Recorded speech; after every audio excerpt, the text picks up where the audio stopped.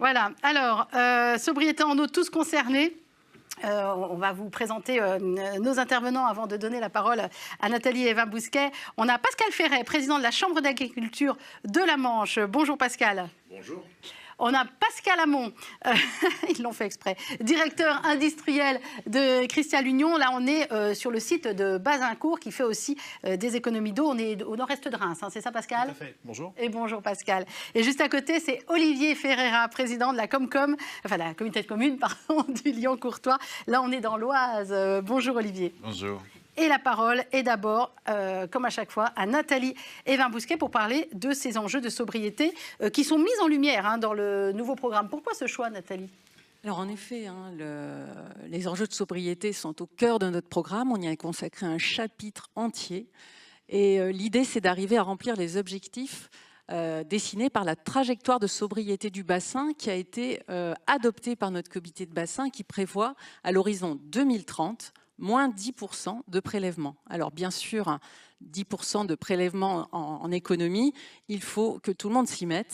C'était l'idée de cette table ronde qui symbolise l'ensemble des usagers concernés par cet enjeu. Je vous remercie. Donc Nathalie qui va rester très attentive à ce qui va se dire. Et vous aussi, car je rappelle que vous pouvez poser vos questions. Et à la fin de la table ronde, évidemment, nous prendrons, pas toutes vos questions, hein, vous êtes très nombreux à nous regarder, mais en tout cas beaucoup, un maximum de vos questions. Je commence avec vous, Pascal Ferret. Donc je disais que vous étiez président de la Chambre d'agriculture de la Manche. On va parler de l'eau durable dans un contexte de contraction de la ressource. Comment on fait pour faire coïncider les besoins en eau potable et les besoins, par exemple, pour l'abreuvage des animaux? Comment vous y prenez, vous, sur votre territoire? Tout d'abord, au-delà d'être président de la Chambre d'agriculture, je suis éleveur laitier. Mais oui, il faut le dire, bien voilà, sûr. Et donc, de fait, en prise directe, si on peut dire, avec cette problématique de l'eau et du changement climatique, parce qu'il faut l'ajouter. Un petit constat déjà général dans la Manche, c'est 700 000 bovins, 250 000 vaches laitières qui traient 2 fois par jour, matin et soir, 365 jours de l'année. Et consomment le pic d'eau au moment où la France se réveille, à 7 h du matin et 18-19 h le soir. C'est à l'heure où nous trions nos vaches, et c'est là qu'elles consomment de plus en plus d'eau.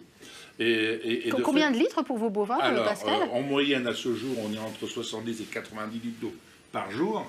Mais avec le changement climatique qu'on a vu dans le cadre des pics de chaleur, on monte régulièrement à 120-130 litres d'eau par jour consommée. Donc vous voyez les millions de mètres cubes qui sont nécessaires. Et comment faire pour effectivement dire avoir une sobriété? Bon, c'est pas le fait de dire à mes vaches, tu bourras moins ce matin. Ça ne va pas se passer comme ça. Donc on a bien sûr les pertes, qui sont assez importantes, mais aussi changer les méthodes d'alimentation. Et là, le deuxième secteur qui nous pose problème, c'est que tout le monde dit qu'il faut mettre les vaches à la prairie, il faut donner de l'herbe. Sauf que l'herbe ne supporte pas les hautes températures. Au-delà de 30 degrés, elle se rétracte, ne produit plus, et vous asséchez votre ration. Donc vous faites consommer encore plus d'eau à vos vaches. Donc c'est de ramener de l'eau que vous avez stockée dans les rations en enfourrageant vos vaches. C'est un peu technique, non, mais c'est la seule solution que nous ayons à ce jour pour être sobre en ce qui concerne effectivement la production laitière. Et puis le deuxième sujet, c'est effectivement de s'assurer, et c'est pour ça que nous avons avec l'agence et avec le syndicat départemental d'eau mis en place un programme de gestion de la ressource en eau, c'est-à-dire d'anticiper là où effectivement nous allons avoir besoin. Nous savons aujourd'hui que nous avons un déficit chronique de 12 millions de mètres cubes dans la Manche et qu'il n'y a pas de réserve en eau. Donc c'est bien pas la sobriété qu'il nous faudra effectivement passer. Oui. Mais je ne me résous pas à diminuer mon stock de vaches. Nathalie, oui, intervenir? Il faudra trouver des solutions, effectivement, pour combler ce déficit à l'intérieur, finalement, des process qui sont utilisés par l'ensemble des usagers de la Manche. Mais ce qui est intéressant, c'est que l'agence de l'eau est rentrée tout de suite dans le sujet. Comment vous avez rendu le dialogue productif? C'est pas toujours évident de mettre les gens ensemble autour d'une table pour dialoguer et essayer de se mettre d'accord pour sortir une vision commune. C'est assez facile parce que les contraintes de territoire s'imposent à nous tous. Quand vous avez une seule ressource en eau potable, en eau profonde, sur l'isthme du Cotentin, là où je suis, le restant c'est des prélèvements en rivière. De l'autre côté, vous avez sur les 3 façades la mer qui vous contracte et qui vous fait une poussée d'Ibizo salée. Si on ne se met pas autour d'une table pour échanger comment faire pour avoir de l'eau pour tout le monde, on va avoir un souci. Et le souci, je le dis souvent en taquinant nos préfets, en disant « Monsieur le préfet, il y a un problème entre vos brosses à dents et mes vaches ». c'est qu'à l'heure où vous lavez les dents, même les vaches ont besoin de boire. Donc il va falloir effectivement séparer l'offre d'eau à un moment donné. Et la seule solution que nous ayons, au-delà de la sobriété, c'est se faire du stock déporté. Nous avions pensé, un peu naïvement peut-être au départ, à ce qu'on puisse demander d'arrêter les forages, se servir du réseau d'eau potable. Les forages individuels, les forages donc. individuels, Ouais. tout à fait, vous avez raison de le préciser, pour éviter effectivement ce prélèvement dans la nappe, qui est une nappe commune, et dans le même temps d'amortir les réseaux d'eau qui coûtent horriblement cher à l'agence par ses subventions, mais aux EPCI qui le portent. Et il s'avère que le zoo du Lille, c'est même pas la peine d'y penser. Nous ne sommes pas équipés en termes de réseau pour assumer cette responsabilité en eau potable pour nos élevages. À tel point que en 2022, nous avons été amenés avec le SDIS départemental à approvisionner en eau potable 3 exploitations agricoles. Ça veut dire qu'aujourd'hui, le risque dans le département et en Normandie de raréfaction de l'eau potable au moment des forces d'usage est un risque réel. D'où, effectivement, cette création de ce PGRE avec une concertation forte et, je dirais, une promiscuité très, très intéressante. C'est-à-dire que chacun a appris à dire, bon, il va falloir qu'on se partage l'eau, il va falloir qu'on apprenne à l'économiser et à la gérer ensemble. Et quel bilan vous faites à 4 ans? Est-ce que vous êtes heureux, pas heureux? Ça dépasse vos espérances ou au contraire pas du tout? Non, ça ne dépasse pas nos espérances pour 2 raisons. La première, c'est nous avons des acteurs qui ne jouent pas le jeu. Qui vivons cachés, vivons heureux. On ne donne pas, par exemple, les besoins qu'on a. Alors, nous, on sait combien il nous faut d'eau, mais il y a d'autres acteurs qui ne veulent pas les délivrer pour des raisons, par exemple, un forage, il doit être déclaré au niveau de l'agence de l'eau. On dit, oh là, on ne déclare pas, alors que nous, on a besoin de savoir quelle est l'utilisation de l'eau, qu'elle soit brute ou potable. La deuxième, c'est de se projeter dans l'avenir. Je pense qu'on pourrait faire des économies sérieuses en eau potable si on utilisait plus d'eau brute ou d'eau recyclée. Ça, il y a des techniques qu'on peut faire en agroalimentaire, on sait le faire. Et puis le troisième sujet, effectivement, au travers de la sobriété des pertes d'eau, c'est faire du stockage déporté. Je m'explique. À l'heure où toute la France s'endort et la Manche aussi, on pourrait très bien utiliser de l'eau potable, de la stocker pendant 12 heures ou 24 heures, et la réinjecter dans l'exploitation pour qu'effectivement, au moment où la société a besoin d'eau, nous l'avons déjà prédisposé et disposé pour que les vaches puissent, enfin, nos exploitations agricoles puissent utiliser. Donc voilà un peu les idées que nous avons sur ce sujet-là. Et puis, enfin, le dernier point, c'est dire attention, le prélèvement sur la nappe est un sujet qui est trop prégnant parce que nous avons trop de pompage sur les mêmes secteurs. Et tout le monde le sait, il y a un vrai sujet de risque sur, effectivement, des affaissements de terrain, là où nous avons ces besoins. Mais dans le même temps, je ne vais pas m'opposer en tant que chambre d'agriculture à ces prélèvements parce que nos compatriotes nous possèdent cette eau. Alors c'est vraiment hyper intéressant et je vois que Olivier, Pascal, vous écoutez avec beaucoup d'intérêt. Nathalie, n'hésitez pas à intervenir quand vous le souhaitez. Alors Pascal Hamon, il n'est pas du tout au même endroit, il est du côté de Reims, il est sur un site industriel, directeur industriel de Cristal Union sur le site de Bazincourt, on est donc dans le 51. D'abord, qu'est-ce que fait Cristal Union? Alors Cristal Union, c'est une coopérative, c'est un ensemble de 13 sites industriels dans le quart nord de la France. Et on est spécialisé dans l'extraction du sucre de la betterave. Et donc c'est le sucre que vous allez retrouver soit en consommation directe pour votre café, indirect dans les biscuits ou autres. Et aussi ce qui reste du process sucrier qu'on appelle traditionnellement la mélasse ou son équivalent. On l'utilise pour faire de l'alcool. Donc c'est la base des parfums. Et autre partie aussi pour la biocarburation. Donc le 95 ou le SP 95O10, il y a de l'alcool d'origine betterave dedans. Et quel était votre problème à vous, initialement? Notre problème date déjà depuis un petit moment. En fait, on a toujours travaillé l'eau, bien sûr avec l'agence de l'eau, mais on a toujours travaillé le sujet de l'eau en parallèle de celui de l'énergie. Et donc ça a mobilisé fortement nos équipes. Et pour la simple et bonne raison, c'est que la première production d'une sucrerie, ce n'est pas le sucre, mais c'est l'eau. Alors si je vous illustre ça, par exemple, pour une usine qui va travailler par exemple l'équivalent de 1 million de tonnes de betteraves, eh bien, grosso modo, c'est 750 000 mètres cubes d'eau qui rentrent dans l'usine pour une base moyenne, on va dire, de 180 000 tonnes de sucre. Donc vous voyez, une grosse production d'eau. On était dans le passé, il y a plus de 20 ans de ça, des gros consommateurs d'eau, c'est-à-dire qu'il nous fallait plusieurs centaines de litres d'eau pour extraire notre sucre, pour en faire de l'alcool.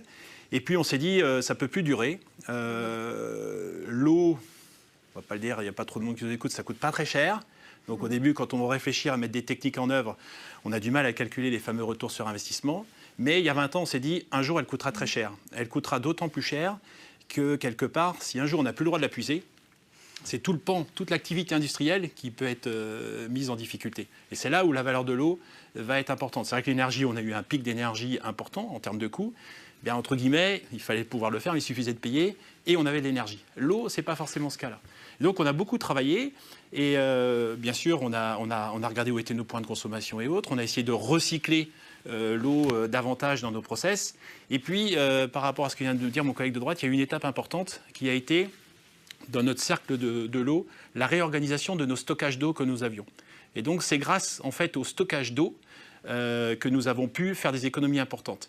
Et donc la courbe vous montre, que vous voyez là, vous montre que nous étions des gros préleveurs en 2009 à plus de 9,5 millions de mètres cubes et qu'aujourd'hui, en tout cas fin 2023, nous sommes passés sous la barre des 3 millions de mètres cubes, ce qui était un vrai challenge. On voit que c'est assez linéaire et assez pentu et qu'on a vraiment... 2030 est très impressionnant. Hein. Voilà, 2030, c'est l'autonomie. Donc on parlait tout à l'heure de sobriété, là on y est. On a 5 sites industriels, 5 de nos sucreries sur 8 qui sont totalement autonomes en eau. Et on a l'ambition que pour 2025, toutes nos sucreries, nos 8 sucreries françaises du nord de la France, soient totalement autonomes en eau. Et bien sûr, en ça, on a toujours été fortement aidés, suivis, challengés par l'agence de l'eau. Après, cette courbe-là résume la consommation globale pour toutes les activités de Cristal. Alors, ce que je voulais illustrer, c'est que le stockage a été pour nous un moyen important, puisqu'on travaille, c'est une activité saisonnière qui fonctionne du 15 septembre au 15 janvier, en moyenne sur l'ensemble de nos sites. Et on a des besoins d'eau aussi le reste de l'année. Et donc, on a stocké dans nos bassins de l'eau très propre. Et cette eau, par exemple, si je prends le site d'Arcis-sur-Aube, mais c'est vrai aussi pour le site de Bazancourt que vous parliez tout de suite, le site d'Arcis-sur-Aube, où on a peut-être la maturité la plus forte, à la fin d'une campagne sucrière, nous stockons 700 000 m3 d'eau propre. Et cette eau, elle va être réutilisée le reste de l'année pour notre distillerie, qui est une activité, elle, structurellement déficitaire en eau. Et donc, c'est grâce à ça qu'on est passé d'une première étape de sobriété à ce que nos sucreries soient autonomes, à ce que l'ensemble de l'activité du groupe Cristal Union demain va devenir complètement autonome, parce que c'est l'eau issue des betteraves qui va en fait être utilisée par nos distilleries le reste de l'année. Et c'est comme ça qu'on va arriver à l'activité, à l'autonomie totale. Alors, on n'a pas reconstruit forcément des grands volumes de bassins. C'est qu'on a toujours eu cette eau avec la betterave, qu'avant on la stockait sous différentes formes. Et bien aujourd'hui, on a réorganisé nos circuits pour pouvoir stocker de l'eau propre. Et puis, un autre volet, là où la technicité aussi va beaucoup nous apporter, et qu'on va faire, c'est d'ailleurs le gros travail qu'on a fait avec l'Agence de l'eau sur le site de Bazancourt, c'est ce qu'on appelle l'épuration biologique des eaux. C'est-à-dire qu'on utilise de l'eau pour laver les betteraves, pour décoller la terre qui se trouve autour des betteraves, pour tout simplement laver les betteraves, les rendre propres. Et cette eau, eh bien, notamment sur Bazancourt, on a besoin de la réutiliser. Eh bien, aujourd'hui, on va la décanter, on va enlever ce qu'on appelle la matière en suspension, et puis derrière, on va la passer dans un épurateur qui fonctionne sur le principe de la métallisation, mais qui est vraiment spécifique et vraiment dédié. Et ça va nous permettre d'épurer ces eaux et de pouvoir les réutiliser une nouvelle fois. Et c'est grâce à ça, sur des sites où on a vraiment besoin de beaucoup de quantité d'eau, là aussi sur Bazancourt, avec une très grosse distillerie qui est juste à côté, ça va nous permettre d'économiser 1 million de mètres cubes d'eau à horizon 2 ans et de rendre d'ici 2028 ce gros complexe agro-industriel totalement autonome en eau. Alors ça, c'est un enjeu pour nous important que de se dire à l'horizon 2030, on a vécu en 2023 les arrêtés sécheresse, et quand on a des activités qui fonctionnent pendant l'été, ça peut devenir compliqué. C'est d'autant plus un véritable projet d'économie circulaire, c'est que nos eaux, in fine, une fois qu'elles sont épurées, parce qu'à un moment, voilà, on a beau les utiliser, mais il faut bien les sortir. Nous, on a toujours pratiqué les techniques de l'irrigation ou de l'épandage. C'est-à-dire que l'eau qui vient dans la betterave et qui vient à l'usine repart sur sol agricole, donc soit sur culture, par les techniques d'irrigation ou d'épandage. Donc on contribue aussi en ce moment même à la recharge de la nappe, bon, même si en ce moment il a plu pas mal et c'est peut-être pas l'enjeu majeur, mais on a quand même besoin d'eau. Et donc ça, c'est quelque chose d'important puisque ça vient, notamment l'irrigation à partir du mois d'avril, se substituer à du forage de nos agriculteurs qui sont à proximité immédiate des usines. Donc c'est une pratique qu'on maîtrise depuis plus de 40 ans maintenant. Et donc on fait du conseil en agronomie, en fertilisation, parce qu'avec l'eau, on ramène la base hydrique, mais on ramène aussi des éléments fertilisants qui sont venus avec l'eau, la terre des betteraves. On voit le côté très novateur et le nouveau décret qui est passé cet été sur la réutilisation de l'eau, c'est notamment grâce à Cristal Union en fait. Alors voilà, on a eu un petit peu peur parce que ça fait plus de 20 ans qu'on pratique cette réutilisation de l'eau et l'arrivée du décret qui était quelque part une très bonne chose puisqu'il venait combler un vide juridique ou réglementaire. On a cru à un moment que ça pouvait remettre en cause des pratiques qu'on maîtrisait et qu'on n'avait plus à éprouver ou à prouver. Mais voilà, on a eu une bonne concertation avec les services de l'État et la DGL notamment est venue nous voir et on a permis de servir d'exemple concret qu'on pouvait faire des choses. Je vous résume ça un petit peu vite aujourd'hui, mais en mettant bien sûr des barrières, des suivis pour garantir, parce que n'oublions pas quand même qu'on fait un produit alimentaire qu'est le sucre. Ouais. Nathalie ? Oui, on voit que pour ces deux secteurs de l'économie, que ce soit l'entreprise ou l'agriculture, il y a une analyse de risque aujourd'hui qui est faite, et c'est cette analyse de risque qui va pousser les projets. Et on compte bien sur notamment la réutilisation d'eau, qui est un des sujets qui permet, comme vous l'avez bien décrit, et qui pourrait être utilisé aussi côté élevage. Je crois qu'il y a des réflexions en cours. Et puis il y a aussi la récupération des eaux de pluie qui peut parfois dans les élevages, puisqu'il y a des bâtiments d'élevage qui sont importants parfois, apporter un plus dans cette économie circulaire de l'eau qui est en train de s'organiser. Moi, je voudrais vous donner un autre exemple. Alors, on va regarder une vidéo, c'est un spot que vous avez peut-être vu à la télévision, qui va nous parler d'une usine à Isigny-sur-Mer et qui illustre une fois de plus les efforts de sobriété. Puis après, messieurs, dames, je vous ferai commenter ce qu'on regarde. C'est parti. Retrouvez à la source avec les agences de l'eau. Chaque geste compte, préservons les ressources. Comment réduire la consommation d'eau d'une usine agroalimentaire ?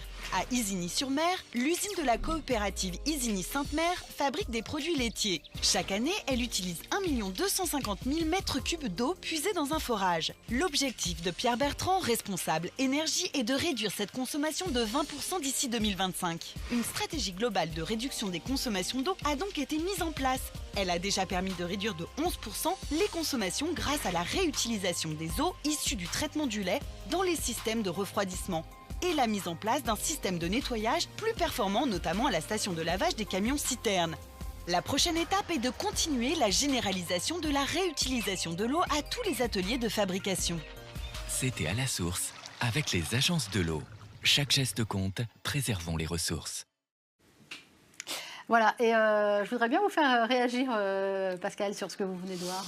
D'abord, je suis fier d'une coopérative voisine. Je ne livre pas mon lait, c'est coopérative. Mais de voir les efforts et les investissements, parce que les investissements assez conséquents qui sont faits, sur ce qui n'était plus possible, devient possible. Ça, c'est le premier point. Et surtout en agroalimentaire. Alors, les tiens, mais en parallèle de ce que vous disiez, c'est que nous avons aujourd'hui le risque zéro. Le lait, donc il y a peu de transformation, et il va de la mamelle dans le tank, est transformé et mis en bouteille. Donc il faut qu'on fasse attention. Et le sujet le plus prégnant pour nous, au-delà des usines agroalimentaires qui sont de forts consommateurs, et en eau et en énergie. Donc ça, c'est deux secteurs dans lesquels elles travaillent énormément, parce que ça a une répercussion sur la rentabilité de l'entreprise, son côté vertueux, bien sûr, et durable, mais aussi sur notre rémunération, parce que nous sommes actionnaires de nos outils. Et donc, pour effectivement, nos coopératives, que ça gagne beaucoup d'argent pour rétribuer un peu tout le monde. Par contre, le sujet que nous avons sur la réhute, il est fort simple. Autant sur les cultures, culture maïs fourrage, céréales, si un jour il faut qu'on pense à l'irrigation en Normandie, surtout en Basse-Normandie, bon, je pense qu'on a encore un peu de temps, mais il faut préjuger de rien. Par contre, sur l'herbe, c'est pas possible. Pourquoi ? Parce qu'il y a une ingestion directe par l'animal de brouter l'herbe et de l'ingérer dans la panse, et vous retrouvez ça dans le lait, par effectivement cette ingestion directe. Donc on réfléchit aujourd'hui à voir comment cette eau brute peut intégrer une consommation optimum effectivement de la production animale pour effectivement être économe et sobre. Donc on dit pas possible aujourd'hui dans l'état actuel de nos connaissances. Vous évoquiez, peut-être demain, vous évoquez l'eau des toitures. L'eau des toitures dans l'état actuel, l'ingestion pour les vaches, c'est même pas la peine d'y penser. C'est pas conforme, ça ne respecte aucune réglementation. Par contre, je suis intimement persuadé qu'avec le concours de la recherche, de l'INRAE, des agences de l'eau, on trouvera les solutions pour être plus sobre. Par contre, attention, c'est que tout ce qui sera en prise directe comme ça, c'est un peu moins en retour à l'état naturel. Donc, il faudra trouver la bonne alchimie entre la durabilité de nos systèmes, le prélèvement dans la nappe, enfin dans la ressource, la contraction des eaux marines qui va nous poser de vrais problèmes en Normandie, et effectivement l'eau pluviale qui est une richesse. Olivier Ferreira est président de la communauté de communes du Lion-Courtois. Nous sommes dans l'Oise, Olivier. Et alors vous allez nous raconter, vous avez fait une expérience de sobriété avec de la télérelève de compteurs d'eau potable. Racontez-nous. Oui, effectivement, donc on avait un parc assez vieillissant sur notre communauté de communes, 150 km de réseau d'eau, 9500 compteurs, un parc vieillissant. Il fallait changer, une obligation de changer nos compteurs, et on s'est dit à l'époque, il faut qu'on change aussi la technologie de la relève, parce qu'on avait une relève manuelle qui ne nous permettait pas d'améliorer nos rendements, qui ne nous permettait pas d'être réactifs dans le cas de la détection des fuites. Et à l'époque, s'opposaient deux technologies, la radio-relève, sans rentrer dans le détail, et la télé-relève. L'avantage de la télé-relève, un peu plus compliqué, puisqu'il fallait décliner une architecture pour aller répéter l'information, nous a permis, et on a fait ce choix, nous a permis d'avoir l'information au quotidien de la consommation de nos usagers. Du coup, on a décidé de faire cet investissement assez conséquent sur les 9500 compteurs, qui a permis aussi, du coup, de tous les matins, je connaissais la consommation de l'usager lambda sur telle commune, et qui nous a permis d'alerter l'usager d'une fuite qui n'était pas forcément décelable. Les collectivités ont été très contente de cette intervention, parce qu'on a des groupes scolaires, on a des pôles, on a des salles où on n'arrivait pas à détecter les fuites. Et par ce débit permanent qu'on détectait la nuit, on disait au maire ou au monde associatif ou à l'usager, vous avez une fuite. Et de temps à autre, il mettait 2 à 3 jours pour aller chercher cette fuite. À titre perso, dans ma commune où je suis maire, j'ai mis 3 jours à détecter une fuite dans le cadre d'un vide sanitaire, dans le cadre d'une école. Je n'aurais jamais pu la détecter. Voilà. Ce qui a fait aussi qu'il y a eu pour conséquence que notre métier d'exploitant, parce qu'on exerce cette compétence depuis 1963 en régie, a changé. Et aujourd'hui, j'ai une personne dédiée quotidiennement au traitement des anomalies et au traitement de la fuite. Parce qu'on appelle l'usager, on lui envoie un SMS, on envoie un mail. Voilà. Et ça a l'avantage aussi d'avoir pu augmenter le rendement, qui est important de nos jours, et qui nous a permis aussi, en 2024, de mettre en place la tarification incitative de l'eau. Puisque du fait qu'on ait des compteurs télérelevés, où on a une couverture peu ou prou de 98%, il y a toujours un pourcentage qu'on n'arrive pas encore à télérelever, mais ça nous a permis de mieux connaître la consommation de nos usagers, tant agricoles qu'industriels et les usagers, nos administrés. Et on a mis en place la redevance incitative par rapport à la typologie des données que l'on connaissait, avec l'objectif du plan eau, de réduire nos prélèvements de 10%. Et fort est de constater qu'aujourd'hui, alors même si il faut le faire sur une année totale, nous sommes en novembre, alors on se parle, on a fait des projections. Alors le monde industriel va beaucoup plus vite que nous, puisque le monde industriel, avec les différentes aides de l'Agence de l'eau, le plan de relance voulu par l'État, a diminué son prélèvement de 28%, les usagers de 4%. Du coup, dans le cadre de cette redevance incitative, enfin non, pas cette redevance, cette tarification, on a l'objectif de diminuer nos prélèvements de 10%, la difficulté qui est la nôtre, parce qu'il y en a quand même une réelle, c'est que nous sommes exploitants. Et du coup, nos recettes, par définition, vont diminuer. Et donc, on a une équation à plus d'inconnus que d'équations. Et donc, on va, avec mes collègues maires... mais c'est pas drôle. Non, c'est pas drôle, parce que le paradoxe de tout ça, c'est qu'il faut, et c'est dans nos gènes, d'être plus sobre dans l'usage de l'eau.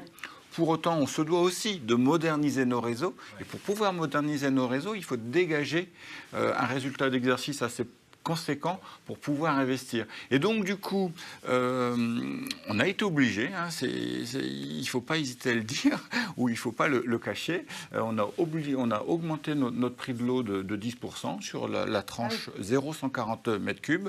On a davantage augmenté sur les au-delà de 140 m3, et on devait, mais j'ai décalé dans le temps et on l'étudiera en 2025, on devait le faire pour les gros consommateurs.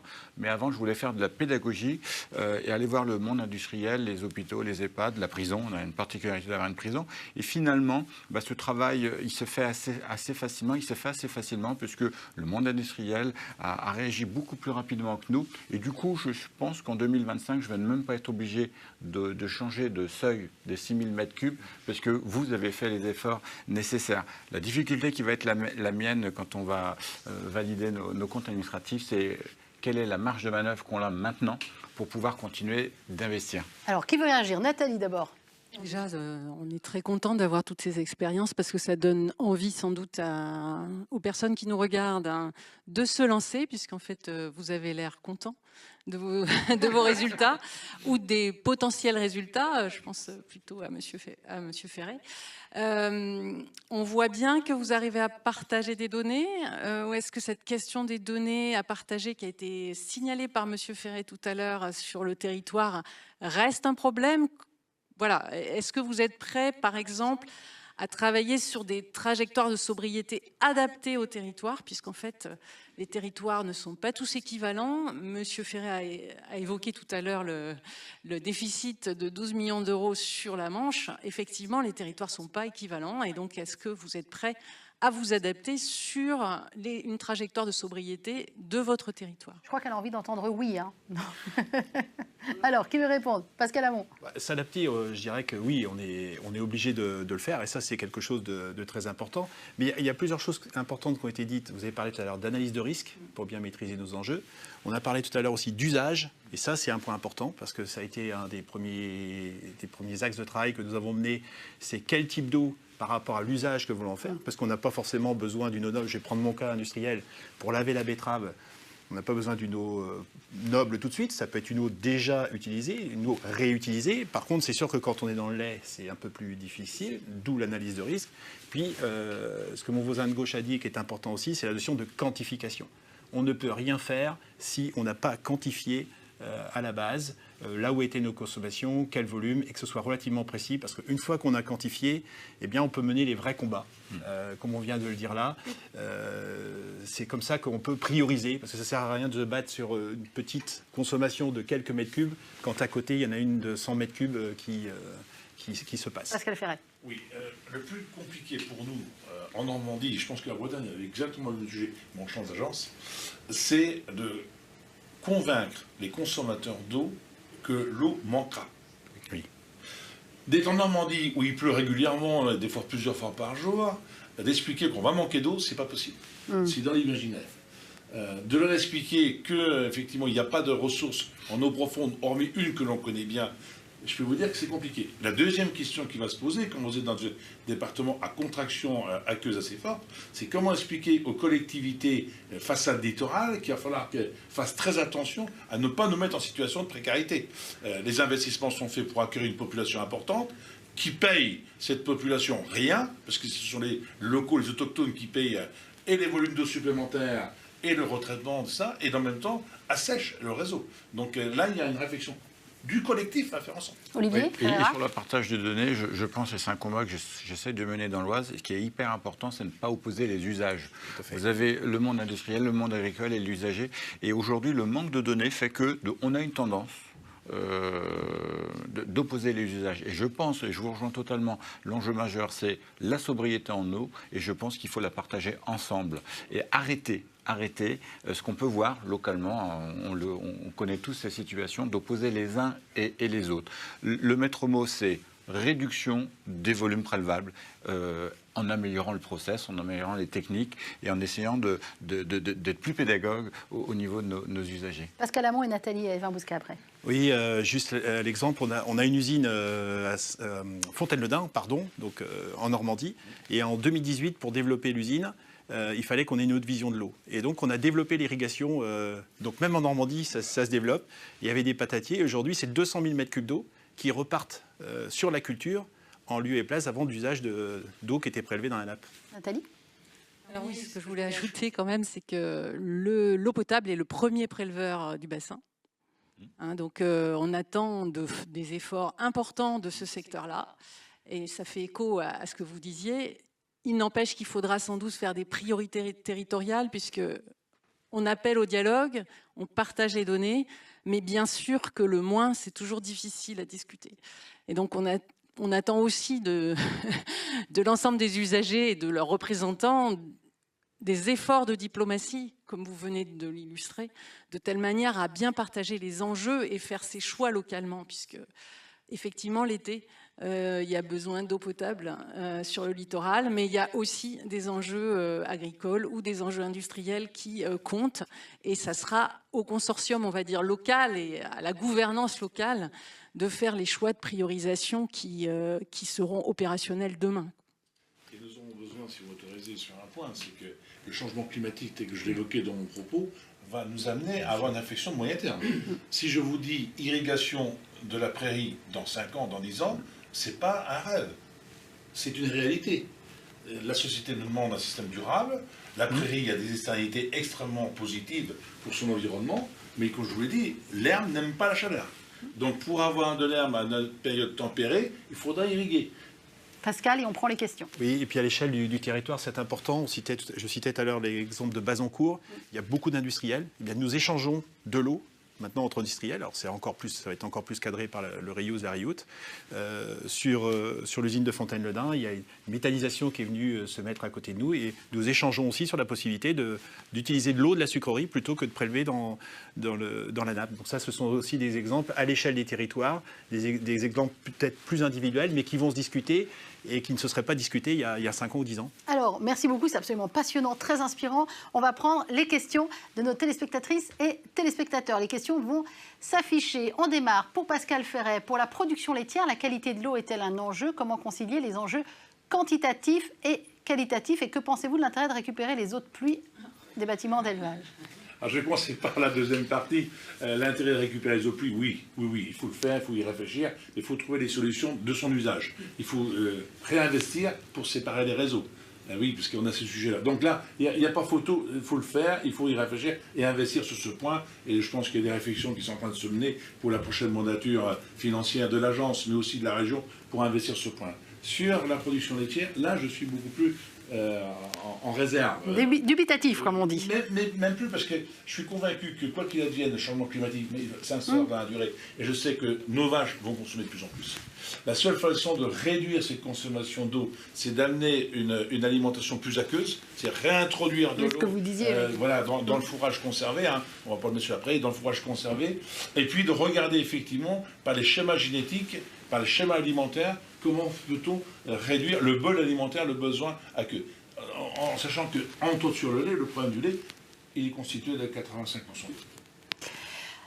Autre question, cette fois-ci pour Pascal Hamon. À combien estimez-vous la réduction de prélèvement en eau sur la ressource grâce à la réutilisation des autres process? Ça a été calculé, ça, Pascal? Alors, oui, ça a été calculé, mais on a déjà fait beaucoup de travail. Mais quand on voyait la courbe tout à l'heure, on consommait 9,5 millions de mètres cubes de prélèvement de l'eau de nappe. J'ai envie de dire, cette réutilisation de l'eau qu'on a déjà menée depuis fort longtemps nous permet d'effacer ces 9,5 millions de mètres cubes. Donc tout ce que Cristal Union prélevait à périmètre constant il y a presque 15 ans de ça, aujourd'hui on va totalement l'effacer grâce à la réutilisation de l'eau.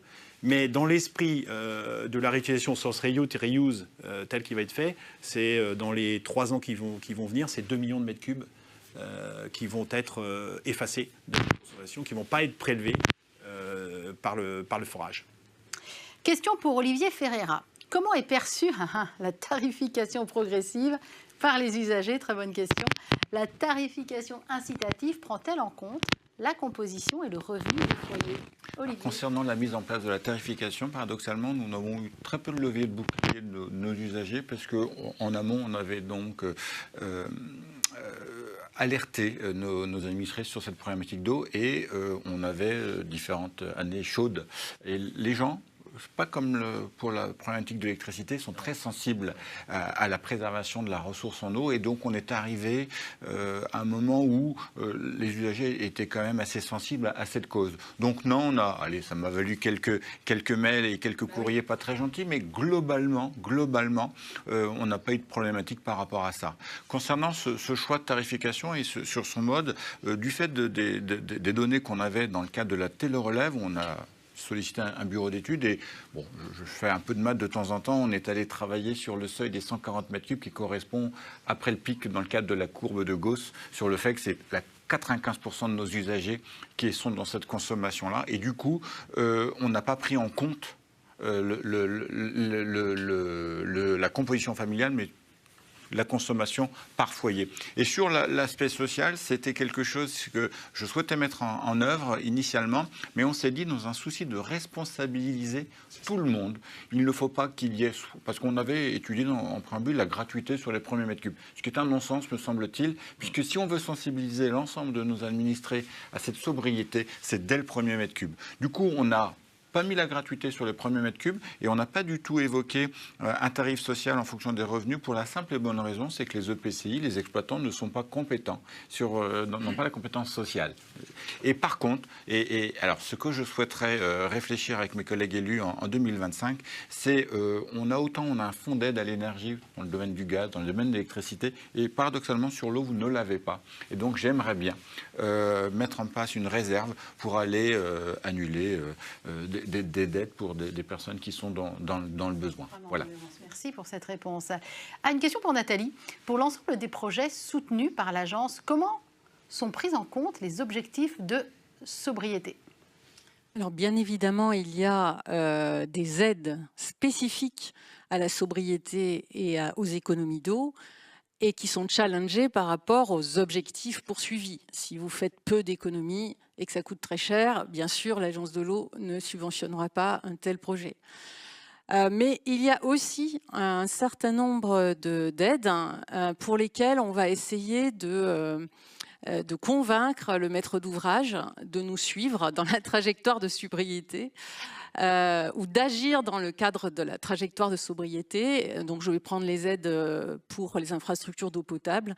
On va demander aux collectivités qui sont en charge de ces questions de réfléchir et d'adopter leur stratégie de sobriété pour atteindre les moins 14% qu'on attend du secteur de l'eau potable. Ou bien les réductions qui seront nécessaires au regard des trajectoires de sobriété qui vont être déclinées sur le territoire pendant l'ensemble des 6 années qui vont se dérouler à partir de 2025. Alors, question pour Pascal Ferret. Concernant l'irrigation des prairies, n'y a-t-il pas un enjeu à développer les haies? C'est vrai qu'on n'en a pas encore parlé. Non, je suis heureux de l'avoir, parce que j'étais inquiet qu'elle ne vienne pas, cette question. Parce qu'effectivement, surtout quand vous êtes dans le département de la Manche avec 55 000 km de haies, mais si, c'est évident que le développement de la haie, peut-être la reconstitution du massif forestier linéaire, sûrement le rôle de l'arbre isolé dans les prairies, c'est majeur, ça, on le sait, mais ça nécessitera un courage politique de 2 ordres. Le premier, c'est si on veut effectivement avoir des haies efficaces, il faut des fois aussi penser qu'il faut les remettre en forme, les remettre en bonne santé. Leurs capacités sont vieilles, elles sont anciennes et donc elles ne jouent plus leur rôle. La deuxième, il faudra réaménager le parcellaire. Il ne faudra pas hésiter à un moment donné de mettre des haies par terre, des arbres par terre et d'en replanter. Avec un coefficient multiplicateur, le sujet n'est plus là. Mais je l'ai fait chez moi en 1996 avec l'agence de l'eau et le parc des marais. Et j'ai réorienté mes parcelles, ce qui fait qu'aujourd'hui mes vaches sont heureuses chez moi quand il fait très chaud, parce que je choisis la parcelle où j'ai plus d'ombre. Non seulement j'ai pas de chute de lait, j'ai moins de consommation d'eau et j'ai toujours de l'herbe fraîche. Donc voilà, mais c'est pas de la micro-parcelle. Moi, c'est des parcelles 4 hectares, 4 hectares et demi. Parce que dans mes zones vantées, je peux pas aller au-delà, autrement les cultures souffrent et mes vaches souffrent. Et quand les vaches souffrent, je souffre aussi en termes financiers. Donc voilà, la haie est un enjeu majeur pour nos pays de bocage. Les vaches sont heureuses, le préfet peut se brosser les dents, c'est parfait, j'espère que les vôtres aussi. Merci infiniment, c'était absolument passionnant de vous écouter. Je propose que vous laissiez la place à la deuxième table ronde. On va préserver les captages d'eau potable dans la prochaine table ronde, une démarche indispensable pour les collectivités, avec évidemment des outils à mobiliser. Merci à tous les 3. Merci.